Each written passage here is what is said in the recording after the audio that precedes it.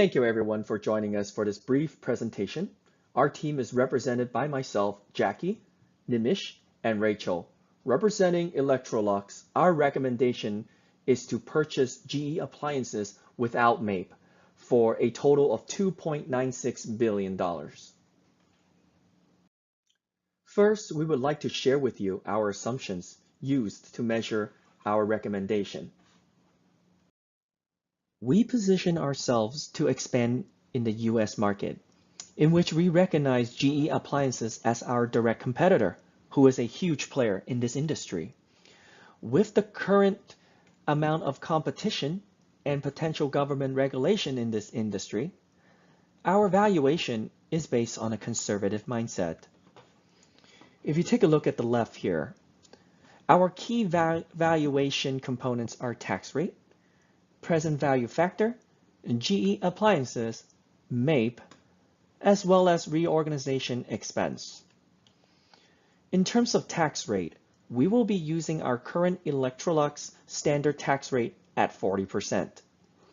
The present value used in our model is 12%, again, due to our conservative approach. Scrolling down here, looking at the present value, you will see that the present value for MAPE under our valuation is higher due to the risk and negative growth in 2014. In terms of terminal value, calculation will be done with the perpetuity growth method at 1%. Furthermore, our growth rate assumptions for GE Appliances will be at a constant rate of 2% year over year. When we switch it over to MAPE, here are a list of MAPE's assumption, MAPE control, MAPE growth, MAPE synergy, MAPE return, and MAPE sell-off. In our assumption, we believe that if MAPE is purchased along with GE Appliances, we will have little to no control over strategic decision making, under the basis that we own less than 50% of MAPE. In terms of MAPE growth, we have an assumption of a negative 3% year over year growth rate, which we will justify in the next few slides.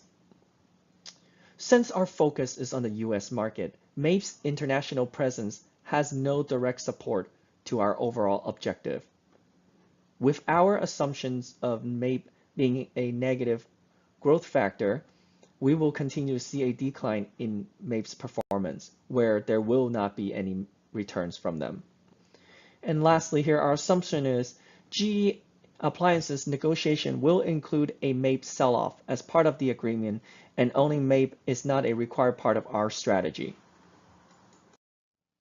From our understanding, MAPE Canada, the only business in Canada, is expected to shut down their major factory due to poor performances as well as the increase in Canadian currency. In addition, according to debtors' statements of affairs in Canada, there is an outstanding bad receivables of around $16 million with a deficiency of $75 million in existing assets and liabilities. The company is also expected to spend additional $80 million to repatriate the shutdown to its only Quebec plant in Canada.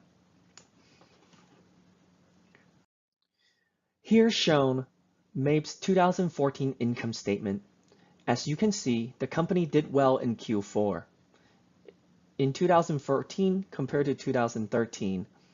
However, as a whole, the company declined by 3% in net sales, which led us to believe the Canada influence has an impact to their current business and perhaps their ongoing performances as a company.